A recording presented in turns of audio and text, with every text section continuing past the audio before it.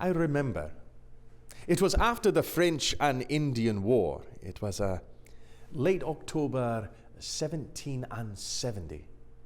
George Washington and I were on a surveying expedition to the Colonial in the Ohio Valley.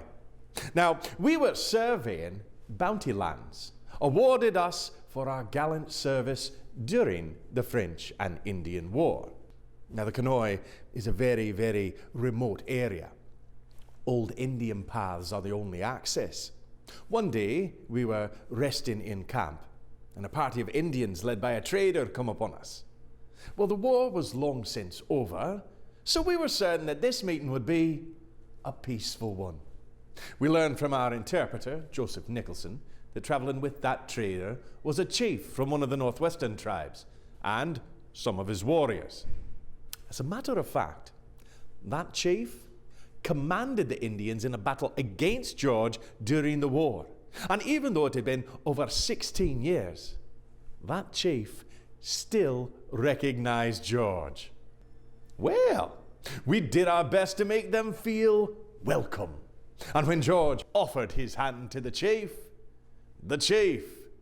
drew his hand back. So, George tried the delight of the savages, ardent spirits. George took a glass of whiskey. He took a sip, and he offered it to the chief. And the chief refused to drink. So, George tried tobacco. Now, smoking tobacco is a symbol of peace to the Indians. However, George, George Washington abhorred smoking. Oh, he hated it. But still, George took a single puff and he offered the pipe to the chief. And the chief would not smoke. Well, about this time, our banquet was ready. So George seated the chief right beside him. And then he did that chief such great honors as to serve him himself, and plentifully. And then that chief,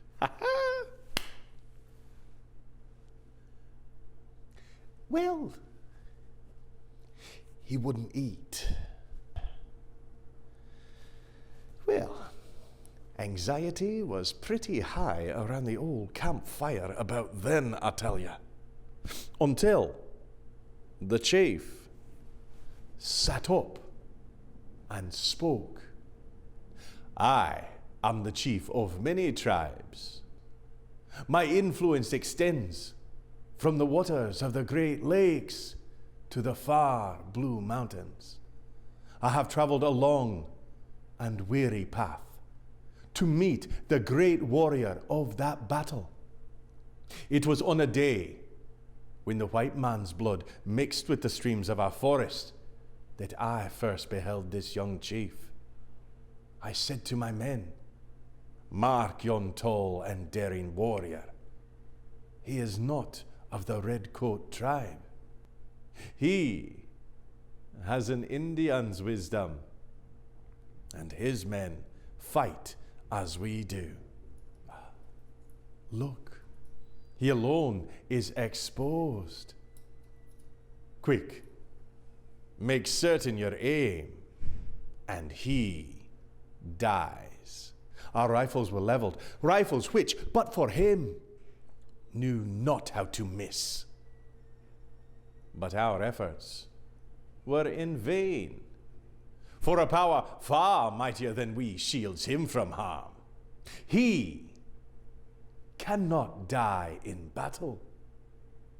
Listen, the Great Spirit protects and guides his destiny.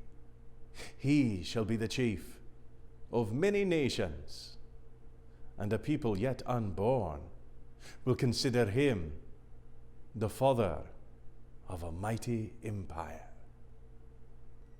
Now, I've told that story hundreds of times. I told it all throughout the Revolutionary War. It got to the point where the other soldiers started to think, oh, that's just Dr. Craik. You know, George Washington's friend, the old storyteller. Well, that is, until the Battle of Monmouth. You see, George Washington was never the type of commander to just sit back behind the lines and issue his orders forward. No. George Washington was the type of commander that if an order needed to be given, he would give the order to the man it was intended for himself, no matter what the situation. So, on the first day of the Battle of Monmouth, George Washington rode out to the front of the battle to issue an order to one of his commanders, Commander Hartley. And as George Washington sat there astride his horse, there in the thick of the battle, issuing that order to Commander Hartley, the enemy fired a cannon shot.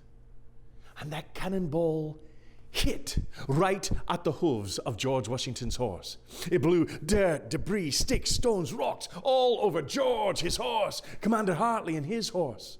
Commander Hartley's horse reared up and tried to get away. Commander Hartley fell pale, as if he'd seen death itself. But George Washington did not stutter, did not stammer, did not start, did not jump. He acted as if nothing had happened at all. And when he finished issuing that order to Commander Hartley, he calmly turned and rode away. I looked to the other soldiers, who were now looking at me, the old storyteller.